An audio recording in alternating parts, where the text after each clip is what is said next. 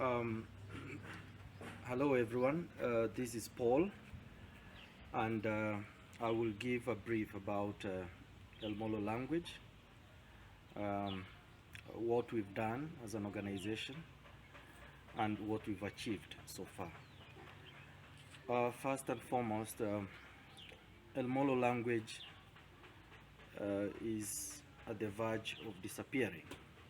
Of course, we have remnants of elders who still can speak the language, numbering about 5, but only about 2 are conversant with the language. El-Molo community has a population of about 1,140 individuals, and we see that once we lose our language, then we will lose our identity and we will lose our culture. We'll begin by informing you the strategies we employed as an organization to try and revive El-Molo language.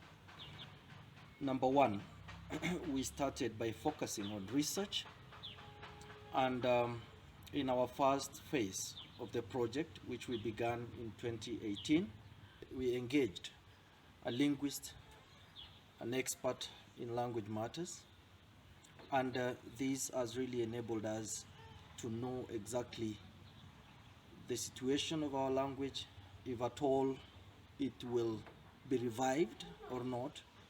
So through desk research, the expert came up with the finding that, well, we have still materials which were published long before, about 3 decades ago, and that can be used as a basis to try and revive the El-Molo language. Then through research, we were able to gather data about our language, especially the words and the phrases. Secondly, through documentation, uh, another strategy which we employed, we were able to document um, uh, many important aspects of our language. First and foremost, we published a dictionary, which is a small dictionary with El-Molo words, and we also did a documentation of El-Molo phrases, which are very key in learning the language, especially for the school-going children. The third approach we used is through training our teachers in curriculum development, particularly for the El-Molo language, and also we trained them on how to develop the teacher's guide, how they are going to go about teaching. The fourth approach we took, an important strategy, is introducing class learning, and this was particularly focused on small children, and this is an ongoing process, and we know that in the near future our children will start engaging one another and their parents on the same language. Another important strategy which we employed was through um,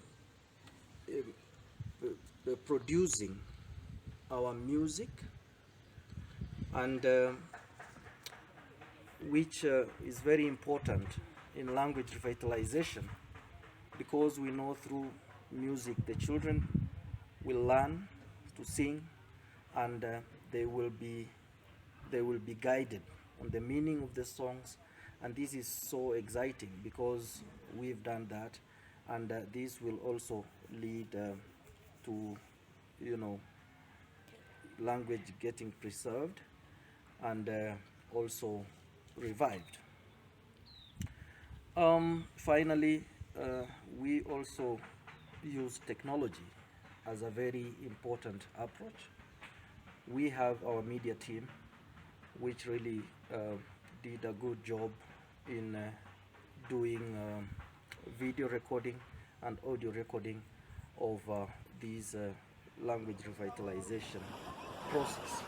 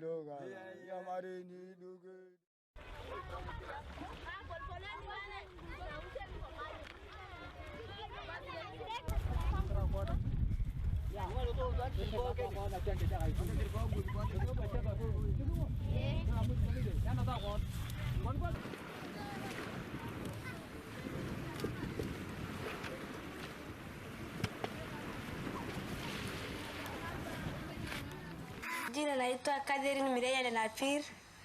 Mimi ni mtoto kutoka El-Molo. Nimefurahia hii milima na tumefurahia hii milima, jina yake inaitwa Kaldera Takatifu, ile inaitwa Sak. Kama ndio parana kwa pariki. Ninyi mnaelewa Kisamburu? Ndio. Ama ongea El-Molo? El-Molo. Ninyi mnaelewa kweli? Ndio. Naelewa. Nayo ya nayo mtu yeyo. Ndio ya nayo. Angote. Balu no to chemi da mar ligi chemi to. Aba. Gute. Karna Daniel lento rol kilogu. Morai kajo na len kai papa la ya langai. Mo aga ke ngenda chiye ma te nyanga to gala su. Eno ponu na datum tangu gurana duana na ga dedder. Diligi yana warna parro kaliki more pugon na to giriri ko no de bo warna tumu kaliki to na yol ne burai dao tana bonin jara do ani nguli apa ni todo na ponato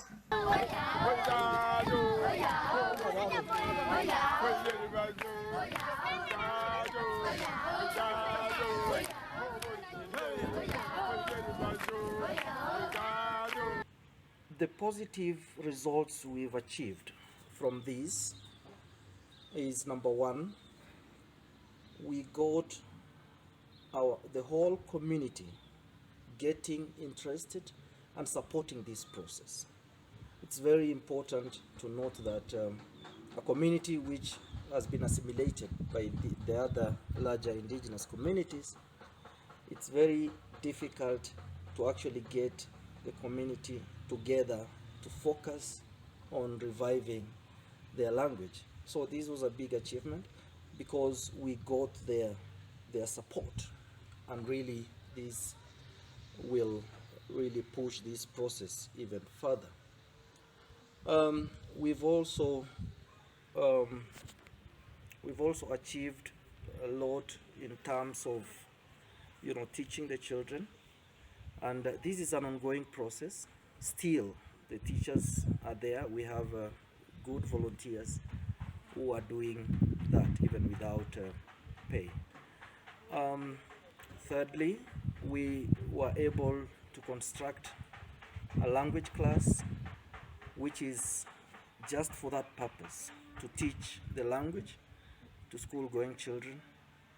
And fourthly, we've managed to craft our cultural heritage, which we labeled, and this will go a long way into preserving our artifacts and the language.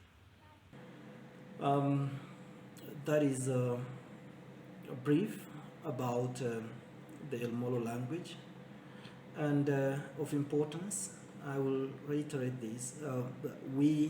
This is a process which needs long-term engagement, because we believe that if we engage and have a long-term process, then we will realize positive result, and we will have people really getting to use the language, learn, and also, get it back, and which is a very important thing.